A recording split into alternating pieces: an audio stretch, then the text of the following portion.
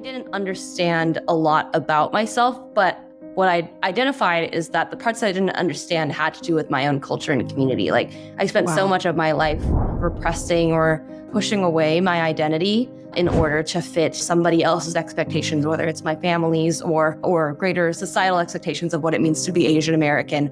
And it really affected my mental health. And throughout college, I struggled a lot. I had traumatic things happen, and those things sort of sent me into this intense mental health care. But I realized in that journey, like even before that, I had a lot of. This is Yellow Chair Collective, the podcast, Season 5, Episode number 4, starring Carrie Zhang, founder of Asian Mental Health Project.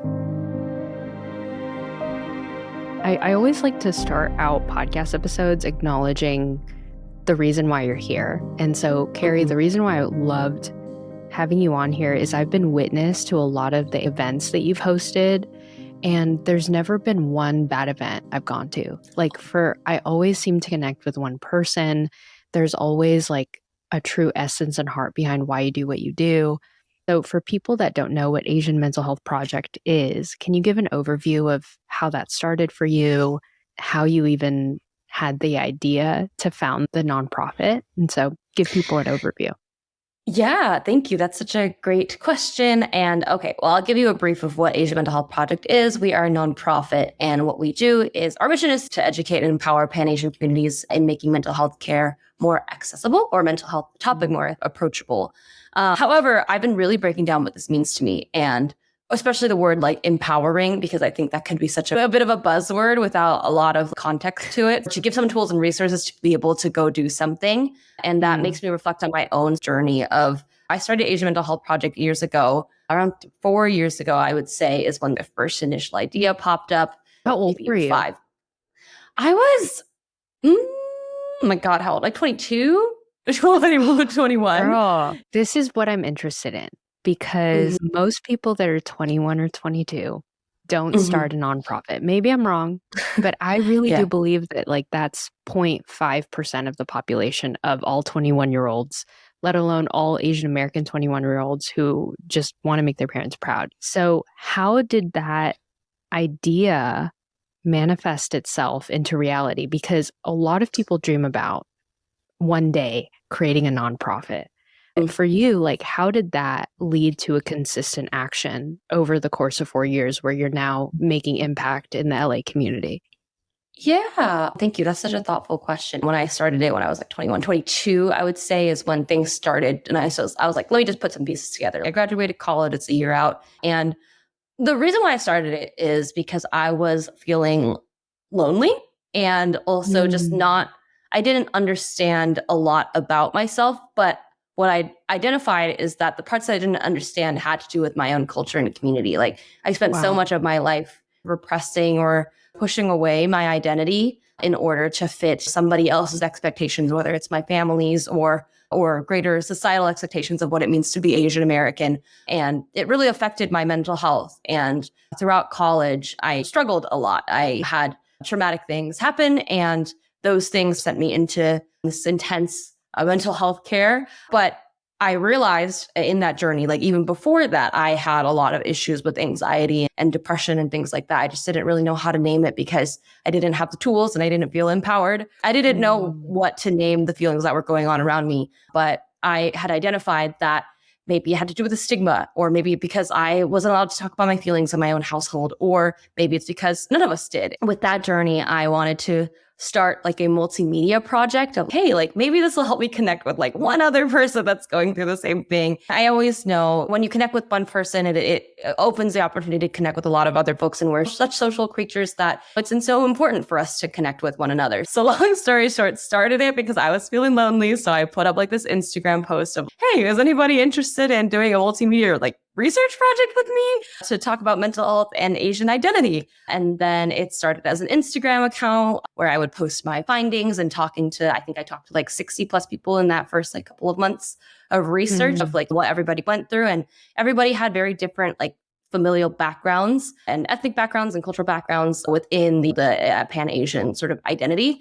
But we all experience self-loathing, high stress, anxiety, like performance anxiety and things like that. I was like, wow, this is a very real like web of issues that we all connect with and can all seek help for. So how do I make that more accessible for folks who are going through these sort of same things? So fast forward to the pandemic hitting, and I was just sort of doing content at that point. But then when the pandemic hit, it really turned inward and we needed a place to gather. Like there was so much anti-Asian racism going on, greater social movements, systemic racism popping up, police brutality, and on top of the COVID-19 pandemic came a need to sort of reflect amongst community in a virtual and safe space. So we started these sessions called Stay and Check-In.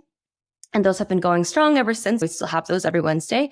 It was just a place for us as Asian folks to connect and be with each other. It didn't matter where you were in the world. If you signed on here, then we could talk about what it was like to be Asian in this space and learn from one another as well as mental health professionals. And that sort of kickstarted the community events that we host now and other affinity groups that we host and other sort of services because we were able to talk with more folks in the community to be able to create more resources for the community as well. My vision for Asian Mental Health Project is always that it would be something that's owned by the community and the tools could be essentially templatized and so that folks could be able to create their own resources and community care as well. Ooh, that's so good. Can I tell you a random story? Oh yeah, love a random story. So I was in grad school when the pandemic hit, and I was an intern for a nonprofit. And my mentor, Brandon Shindo, who you probably know, tells me, he goes, "Hey, you're really media oriented. You should get to know this girl that I met through the grapevine. Her name is Carrie. There's something really incredible about her." And so, mind you, I hadn't even started working for Yellow Chair. I already knew who you were. And then I get a job offer to work for Yellow Chair, and the first event they invite me to is the Entwine and Asian Mental Health Project combo. And at this point, I'm already following you on Instagram. I'm inspired by you. And this is when you took your European vacation and you were, I think in that Instagram post I read when I first started following you, you talked about how you had never really embraced your power as an Asian woman and you were just beginning to travel at the time.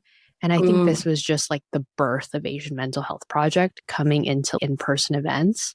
And so as someone that was mobilizing the community and had this vision of templatizing community care to the point where all of us can engage as a community, what was it like for you to be traveling, to found this like nonprofit, be hosting all of these events at the same time? I mean, you're one human. How do you do all of that? I'm sure you get this question all the time.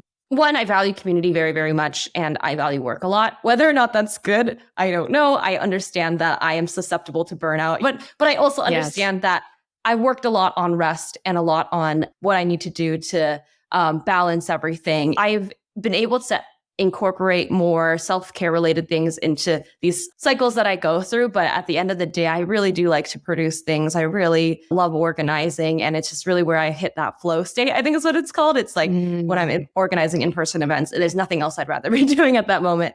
If it's something that could serve my community or people that I love, it's something that I'd 100% want to do and put my all into it. But what I'm working on now is adding myself into the equation. I was listening to this podcast. I think it's called the Inner Child Podcast, and it's super good. And it was like how to combat people-pleasing tendencies. I'm butchering what the title is called, but for a long time I was like, oh my God, people often ask me how I do it, or ask me, are you going to stop? Are you going to rest? And I am. I do want to rest. I do want to insert myself and go travel or just rest and be around myself for like several days at a time. But my heart feels a lot lighter when I can do these things, but also know I can get things done. So rather than omitting the things I feel like I need to do out of the equation, I'm going to add myself into the equation, is what the Inner Child Podcast said. For people who are people pleasers, and maybe I'm doing a lot of this because of my people pleasing tendencies, but at the same time, I also feel I don't want to stop doing this if I have the tools, resources, and energy to do it. But I do need to be mindful of my own self-care. One of my favorite quotes is by Audre Lorde, and it's, self-care is not selfish. It is an act of self-preservation, and that in itself is political warfare. It's something that I really live by, of like, I want to do all these things to activate for the community and I want to add myself into the equation and rest. And that's the balance that I'm figuring out now with all the things that I want to do. And another thing is I am not alone in doing this. One of the things that I've had to grapple with or understand is if I suddenly stop doing this for whatever reason, I feel comforted that it's going to continue. I'm not needed in this process. The community fuels me and motivates me. And there's so many folks like yourself who are doing this amazing work who will carry on this movement. And I feel so held by the community. And I need to let myself be held by the community more, whether that is with my immediate team who are amazing. They all take on so many of the amazing tasks and ideation of all the things that we do. And I feel I can truly just watch this magic happen as well as be a part of it. One thing I'm working on is letting myself be held by the community because the truth is the world will keep turning. This change will happen. It's about, for me, having faith in the community and contributing what I can, but also adding myself into that equation and that pot as well. So yeah, sorry. Whew, that's a really good question. Got me thinking a lot. No, I mean, like, first of all, I want to commend you for your lack of self-importance in the process, because being a creative myself is that there's this belief that I struggle with. Okay, if I let go of control, what's going to happen?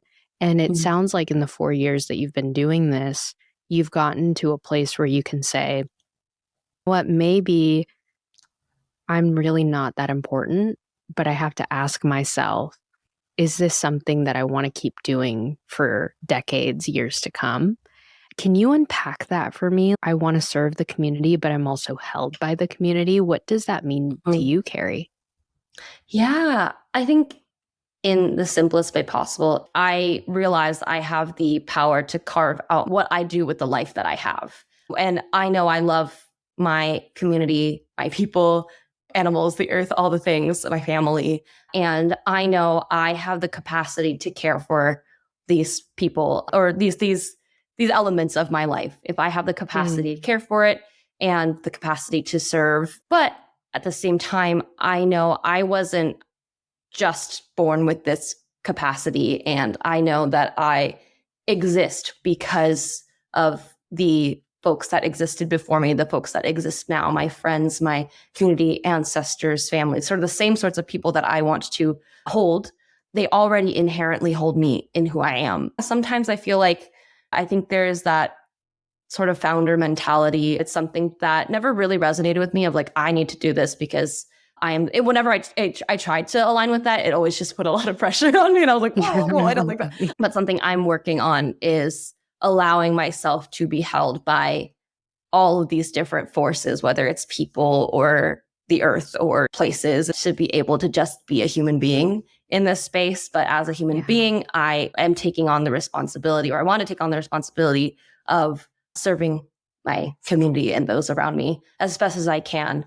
It's always a balance. Like I say this now, but it can be really hard. There was actually a reckoning that I had a couple of months ago where I was like, oh my God, like I have to do this. I have to do all these things in the day. At my worst, I feel so anxious and I feel like I'm obligated to do all these things. And then I was asked the question. It was like, are you holding on resentment to these things because you yourself are making you feel like you have to do all these things. So, and that's boiling into resentment, internalized resentment against my work and things like that. And I was like, oh my God, like I don't want to resent my work. But it really, like, where does that all come from? What I'm working on now is reframing it to, this is what I can do and this is what I want to do, but also setting the boundary of like, what if I don't want to do this? That's okay. The world will still turn and grass will keep growing, things like that. And it's going to be okay. It is the relinquishing control of things. Yeah. And I think there are just so many things that happen in life that we didn't plan and yet it happens. So we have to kind of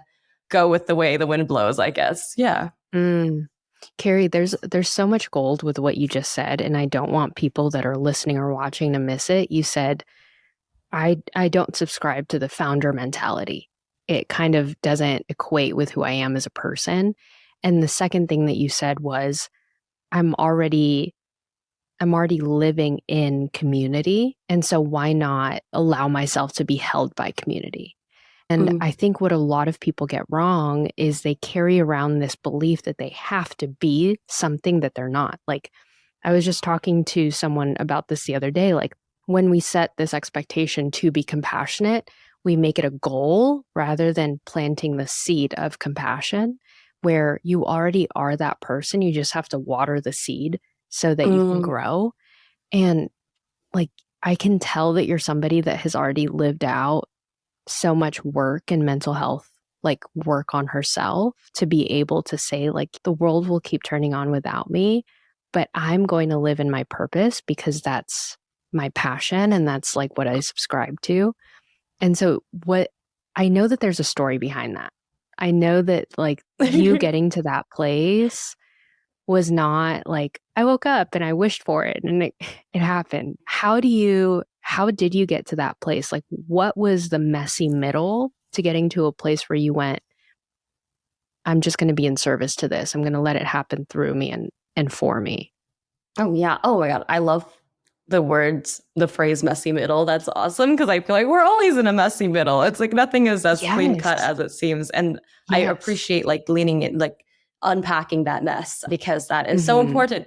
Yeah, I think this is something that I've struggled with for many years. I think since since college. Let's sort of I'll dive back in the first time I ever thought about, holy crap, I don't have a purpose like on this earth. Like I am surrounded by all of these people who are very passionate about like, I want to be a doctor, a veterinarian, a musician, an actor. This is my goal. This is like my passion. This is my purpose. I was like, oh my God, I don't have the fire. Like I don't feel particularly passionate about one craft or like one thing to do. Therefore, I must not have purpose, or I'm not really good at like anything in particular. I'm okay at a bunch of things. Like I can learn anything kind of to an extent, but I didn't feel like I felt very the phrase like jack of all trades, master of none, better than a master of one. Yeah. I don't know how I feel about that whole thing, but I did feel the first part of like jack of all trades, master of none, I can relate kind of thing. Can I interrupt you for a second? Yeah, of course. People say that because they don't know your power. Like, I didn't know that I could get paid to just ask people questions. Like, I didn't know that was true. I didn't know I could get paid for that. But like for you, like your strength was identifying the gold in people, to organize that and to like cultivate a team almost of people. I just wanted to pause and say, like, you did have a superpower. It was just like untapped. Yeah. What's that movie with superheroes and they go to high school? And yeah. The sidekicks were actually the real heroes. You know what I mean? Yeah. Yes. I always resonated with that glowing man, where he's like, I'm a glow stick. No, you didn't. I was like, I'm a glow stick, but in the end, he like lights the way for people.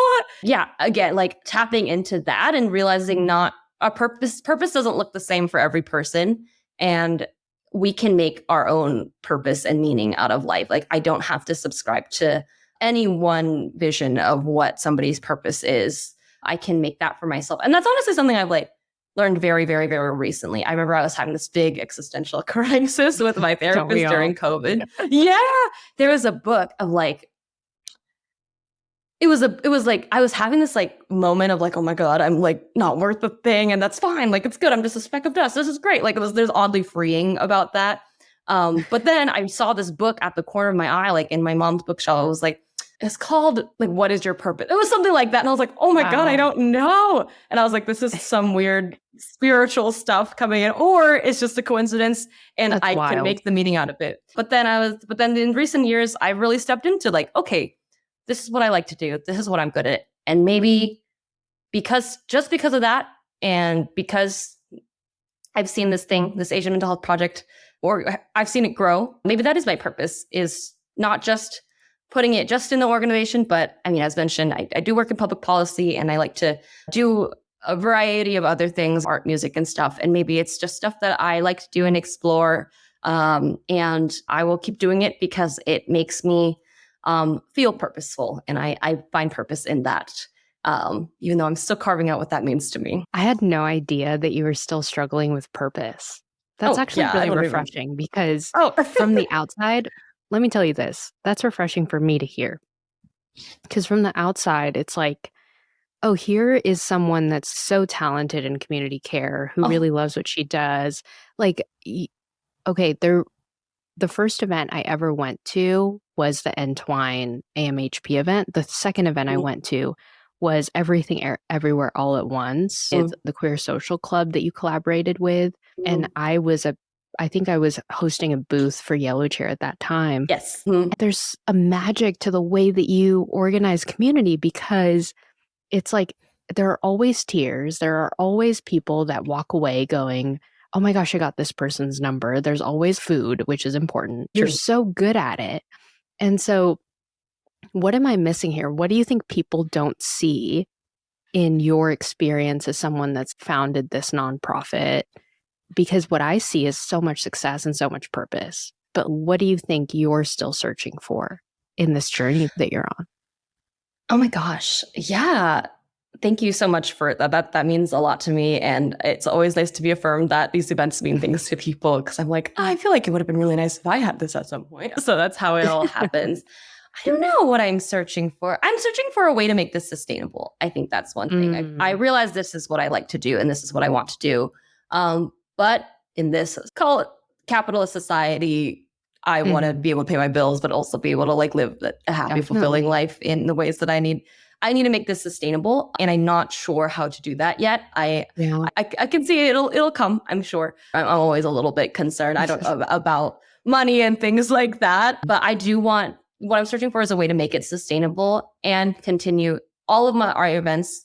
I hope to be free or very, very low cost in the future. Right now, they're all free. Mm, And I want to continue that because I think it's important to me that mental health care, community care is as accessible as possible. And that means it's free. Like for me, for a mental health yeah. project at least, or Yeah. again, low cost, sliding scale, whatever it is, something that people can come to as they Mhm. are, no matter what situation anyone may be in. That is the core purpose of these events. And again, to the Mhm. empowerment question of what does empowering mean? It means that I had the access and tools to be able to make this decision to better my mental health. And how do we as an organization make it easier for folks to access that? So yeah, making it sustainable and keeping it free. I know that's very logistical, but that is what I'm searching Yeah. for now. There's so many things I'm learning from founders. Like I just talked to Mhm.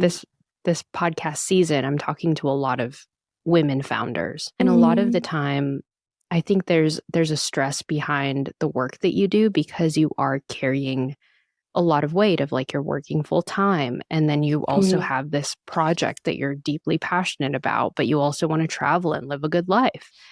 And so I'm really grateful that you're not pretending like you're perfect. Thank you so much for that because, Of course.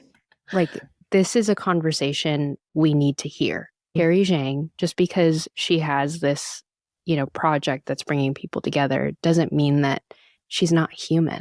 Mm. And so when you find yourself in these moments where you're tired and you're exhausted, and May was Mental Health Awareness Month and Asian Mental Health Awareness Month, how do you take care of yourself after such a busy season?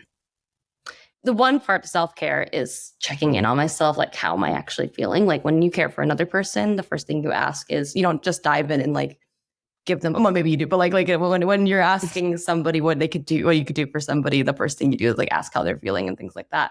So the Yeah. first thing I do for self-care is like ask myself, what do I need? How am I feeling? And this is something I'm trying to incorporate more. I think after a busy month, there is still a lot of like strain and guilt associated with that for me. Similar to the I'm not Really? perfect. I feel, yeah, I mean, I just feel like when things are really busy, one thing I'm so scared of, and again, this may be like pretty vulnerable. One thing I'm really scared of is like I'm gonna be one of those very busy people, eventually parent that just neglects all things and just works all the time. Cause that's how I felt in like Mm, May. I was like just constantly on and constantly working. mm, And I was like, oh my God, I'm neglecting my personal relationships. So I think one piece of self care is like forgiving myself for that and being like, it's okay to have done X, Y, and Z things to be able I to love this. do the work that you need to do. And two, really intentionally resting or doing something fun, both. So like Mhm. whether it's I needed to nap like for every day, like in the middle of the day for a week or so, or I wanted to go be outside in nature and connect with the outdoors so that I could feel more present in myself. It's something I struggle with a lot when I am working, because I recognize that when I work a lot, it is to somewhat avoid the presence that I have. So I want to be able to engage with that. So I do schedule in weeks of rest for Asian Mental Health Project. We've had several like Wednesdays. Again, they're supposed to be weekly wellness check-ins, but we've had several Wednesdays off because I'm like, I don't know if I can do this today. And that's okay. But still creating a place for a consistent relationship with mental health, I think is important, whether that's for the community or for myself. Like Asian Mental Health Project will be there. It is, the world keeps turning and I can take a break and come back to it, and allowing myself to do that is like the biggest form of self-care, I think. Yeah. But I think also a deeper level to what you're saying too is you have to have a level of honesty and self-awareness around when you're getting weak. I'm relieved that you said that a part of you is afraid that you'll eventually become this like busy parent that doesn't have any time for her children, because I felt that way as well, just like being on constantly as a therapist for that month. But like part of what you said is you have to be willing to say, I am tired, because that's where the healing begins, right? Like you began to understand the need for naps and rest and nature to recharge and to reset. Has that always been the story of like being able to express honesty about that? Like, hey, I'm actually not doing well. Or is there a journey that you had to take? I think it's still like constantly a journey. I'm always like, I can do it. When it always takes me back to when I was a kid and I wanted to carry like as many chairs as humanly possible across the auditorium to show that I could do it. But really, I just like was hurting my own back and like dropped it step by toe, stuff like that. I was that. That's what it. Yes, I was that kid too. And I was like, oh, so annoying. No, but I was that child, and I am still that kid where I'm like, I can do it. I can hold all of these chairs on my own. When it's like, hey, actually, there's like 5 other kids who can and want to help as well. And so let yourself be helped by community and let the community hold you. It's a constant reminder. I think I have to tell myself this every day / every week. And even now, voicing it out helps me validate that it's okay to relinquish some work and control and all that. It's still like it's a bit of a constant struggle, but there's certainly progress there. So it's good. Who in your life do you feel like you can be vulnerable with and will position you back into who you were made to be? I have a really great, loving, supportive group of friends, best friend, partner. I think they're all just, I really love the term chosen family. And I think they were my chosen family in ways. There's still ways that one of the things I do struggle with is I don't feel 100% fully connected to folks, but I don't think anyone does all the time. But part of that is also just validating my own self and authenticity and being okay with just being myself, no matter who it is, in a safe context. But I feel really appreciative that I do have friends, partner, family, or friends and partner that would be able to hold me when I am in that messy middle, I think is what that is there. Yeah. Can I ask you a follow-up question with that? Of course. Yes. So with your closest friends, with your partner, with your chosen family, what characteristics do you see as a through line that they all have in common? Because what I notice for me is I really look for people that can be honest with me when they see a difference in my personality or when they notice that I'm working too hard. It's what I love about the yellow chair culture. It's what I love about my family. My parents are able to tell me that, my sister, my best friend. What are some characteristics that you look for with your chosen family? Because I feel like people can really learn from that. Yeah, I think characteristics I look for is supportiveness and patience. I think I like to say affirmation and validation is very important to me, of like, hey, don't worry, you're on the right track, you're okay. But I don't know if that's how I actually like to be supported, or if it's because I'm constantly somebody who values external validation perhaps more than I would like to. So I'm working on that. I feel supported when I can come to folks just as I am without any judgment or fear of feeling unsafe and things like that. I think my friends are really wonderful. There's that stability and consistency I think really matters to me too. Life is wild. There's so many ups and downs, but we're all still on track. and recognizing that mutually and showing up for one another. I think showing up is really important to me, making the conscious effort to have conversation and to see each other and to spend quality time with one another, really tapping into those love languages too. I love that. So a good friend is supportive, they're fun, and they show up for you in moments where you just need support, where it doesn't have to be this like big elaborate thing. Yeah. And that's how I hope and want to be too. So yeah. Yeah. Is that where you started to learn the importance of community? Because I know that post-college and college were really hard moments for you where you started to reevaluate whether or not you wanted to do anything. And so how did friendship push you through? It's a bit of unconditional love. And I struggle with that word a little bit, but unconditional love is not love without boundaries. Unconditional love is, hey, I see you at your worst and I love you anyway. That's what my friends showed to me. It was the I love you anyways. Here are some things that I see that you may need support with. They call me out on my shit. and they really are there because they love me and they have held me at the worst times. And that is something that I truly cherish. I think that friendship post-pandemic is something that I'm realizing is really a cornerstone in doing the community work we're doing for the Asian American community, especially in Los Angeles, where we're the epitome of storytelling, but we're also the epitome of look at me, where I don't know if you feel this, but like whenever I exit LA, there's almost like a freedom to not have to look good all the time. And so there's something so beautiful about being seen and embraced for who you really are as a human, where I'm curious, Carrie, because AMHP, Asian Mental Health Project, has grown post-pandemic, how has your relationship to community changed over the years? I feel like it's made people reevaluate the necessity for community, but I'm curious of what your journey has looked like. I remember thinking last year, I joined a run club and I was like, oh my God, I've socialized more in these last 6 months of joining this run club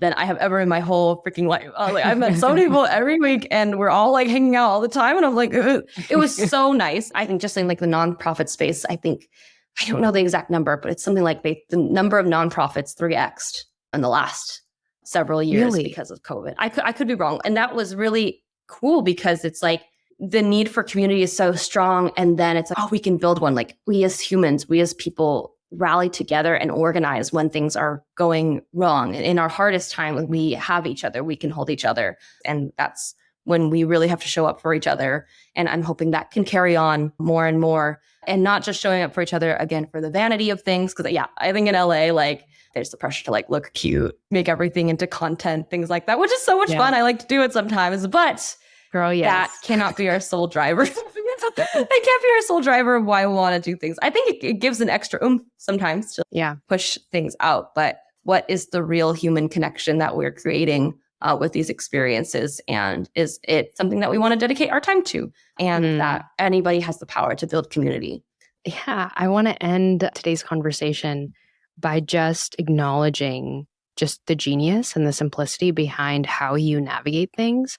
Because for someone who's listening that knows nothing about community organizing, it could have been easy for them to bypass the way that you thought about how to create community within a space where people felt lonely, where I found it so interesting that the way that your mind works is you join a place and you go, how can I create space? How can I invite more people in so that this becomes an accessible place? I just love how you are able to do that. You're an extremely generous and giving person. And so thank you so much for coming on the show. No, thank you so much for having me and for allowing me the space to share.